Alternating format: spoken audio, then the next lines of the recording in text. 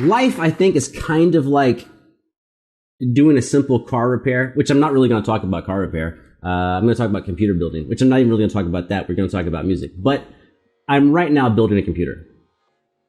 You only know that because I'm telling you. It's in another room right now. I've been working on it for a couple hours. Shouldn't have fucking took that long. Not finished yet. But it's kind of like car repair. If you've ever tried to repair your car, which you should, because fucking mechanics will lie and rob you fucking blind. You can learn some shit online pretty quickly. But when you learn something online, there'll be things that the mechanic will charge you $1,000 for. I ain't fucking with you. Let's say $500 to $1,000, and the part costs $11, and you can learn how to fix it on YouTube for, you know, like it'd take you like an hour or two. And the video will be: open your hood, take out these 4 screws, put them aside. Now underneath those 4 screws are 4 more screws. Take those out, put them aside, swap the part, put your 4 screws back in, and put your other 4 screws back in. Boom, you just saved $1,000. But every time I've ever worked on a car, you take out the 4 screws and you go to take out the next 4 screws, and one screw won't fucking budge. It won't move. It won't do anything. And you spend 4 fucking hours, 5 hours a day, 3 days trying to get 1 screw out. Simple. Why the fuck won't the screw come out? My computer build is the same way. Like, I just spent like 3 hours doing something that should have taken about 20 minutes.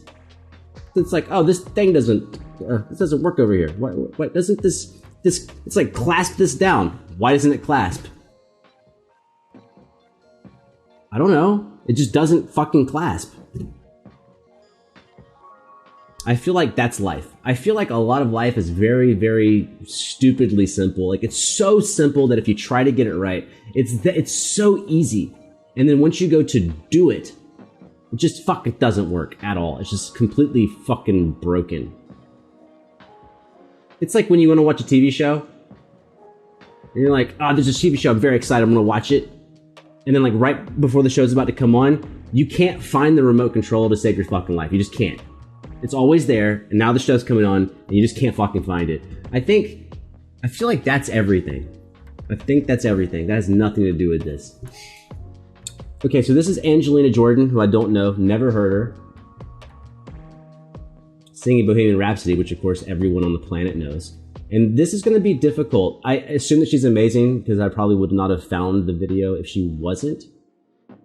But I don't know how much focus I'm going to be able to place on her, because if you know Bohemian Rhapsody, you have to attempt to lip sync the majority of the lyrics, whatever they are. I don't even know if I know them all, but I don't think anyone just listens to the song and doesn't attempt to, like... There's no music right now, but there will be.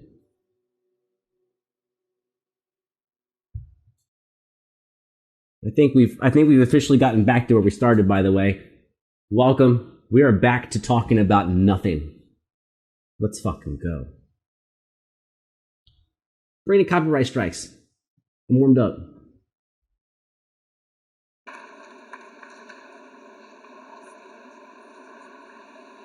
Anywhere the wind blows, doesn't really to me. Wow. Down my spine, body's aching all the... You got my haircut. Sorry, that's my haircut from high school. I should bring that shit back. What's going on? Oh, her fucking clothes are dope. Her voice is dope too, but I don't know why everyone's clapping yet. She sounds great, but we got a long ways to go. So I can't clap yet, bro. This is fucking Queen. You gotta make it over the bridge. I mean the metaphorical bridge, like when you're driving, not the actual bridge of the song.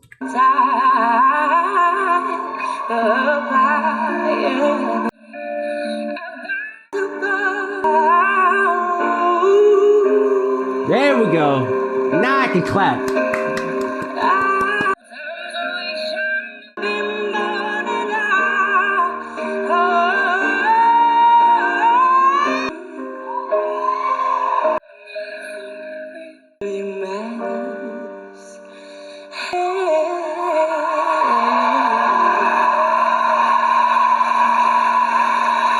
Hell yeah. Okay, so I forget about watching TV shit. They always kind of piss me off. She is phenomenal. We all know that. I mean, it's obviously there's probably like a billion people that said that. I forget how edited down TV shows are and how limited time they give people. I was expecting her to tackle the entire song. I was like, bum, bum, bum, bum, bum, bum, bum, bum, bum, bum, bum. I was like waiting for all that build up and all the fucking everything, and that wasn't there.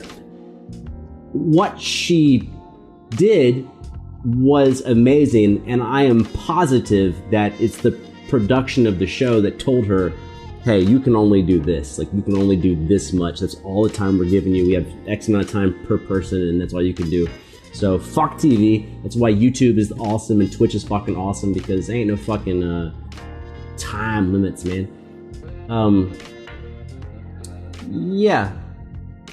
Yeah, she was killer. She really made it her own song. And I was skeptical at first. I'm used to intros. Like, usually in a song there's an intro and a build-up.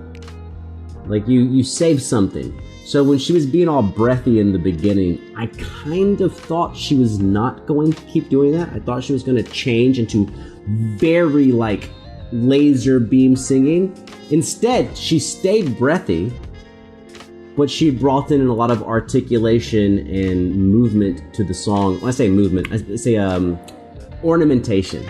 Ornamentation, which is, in singing, ornamentation is the same thing as it is in decoration, right? You have a straight line, that's a straight line.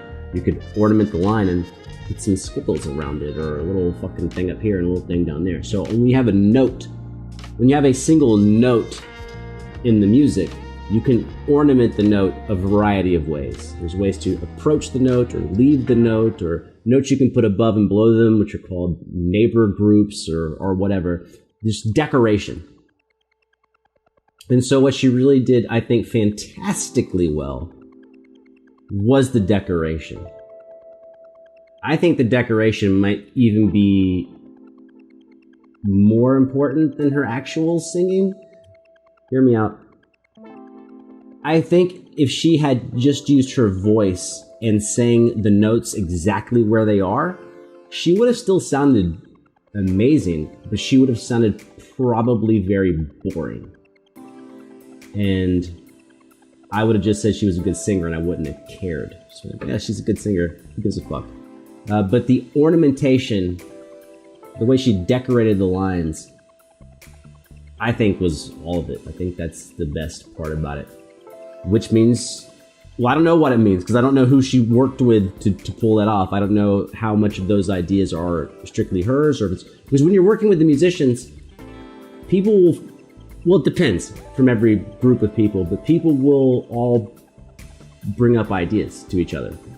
But as long as she's, whatever method she's doing to do that, keep it up, it's going to be killer. Let me double back on that thing I said a second ago, the ornamentation. What I'm saying is very common. Again, every group is different.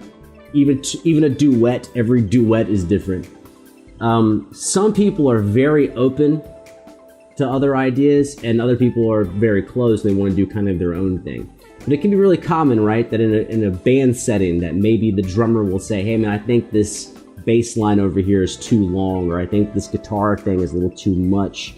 And kind of everyone will kind of give ideas on what everyone else is doing. And hopefully the ideas kind of make the thing better. So what I'm saying is, with her decorations, where did they come from? Is it just her improvising? Did she just learn the song and then she just kind of comes up with that and that's how it feels? Is she going through multiple takes of it and listening to herself and coming up with ideas? Is she working with a vocal coach? Is she still not with the pianist or the guitarist? Are they telling her anything? And how does it all work together? Because that's the thing about the magic, man. When you got that magic, it's like one-hit wonders. Okay, you got the magic, but how is this magic going to change over time? That's what makes it interesting. Plus, when you kick ass like that, when you kick ass like she just did, now the next question, right, is the next thing I hear, is it going to be on fire?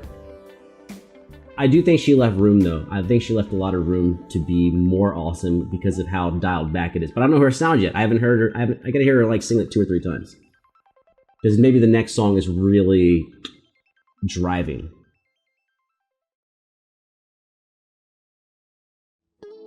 But yeah, I give her 10. In case you're wondering, a 10 out of 10. Because I think she sounded great, performed well. She did a cover of one of the most famous songs of all time, which, if you're ever going to do a cover, my professor, mentor passed away, but what he said about a cover, he was talking about playing piano and guitar, not vocal covers, but I think it applies, which is that when you do a famous cover and people recognize it, what immediately happens is they start playing the original song in their head. So a lot of times you're setting yourself up for failure because the minute you start to do the cover, everyone who knows it is hearing the original version, and now you have to beat it or you have to change it in such a way that people don't care. And she did that. She was able to take a song that we all know and perform it in a way that we didn't expect and is very different from the original. Now let's not fucking get it twisted. The original's the fucking original, you know what I mean? She's fucking great. She ain't no Freddie fucking Mercury. I mean, I don't think anyone's saying that, but in case, I don't want you to misthink what I'm saying. Freddie Mercury is fucking Freddie Mercury. Like, let's not even fucking consider that shit. But to have the balls to do something that he did and do a great job, hats off. And who knows? Maybe we'll watch some more of this. Well, I was gonna say up and coming, but this is a year old. Oh, this is like right before the pandemic. No wonder she's singing so well. This is like right before the pandemic. This is like they have 30 days, and then it's like all mass out. Anyways, this reaction is finished.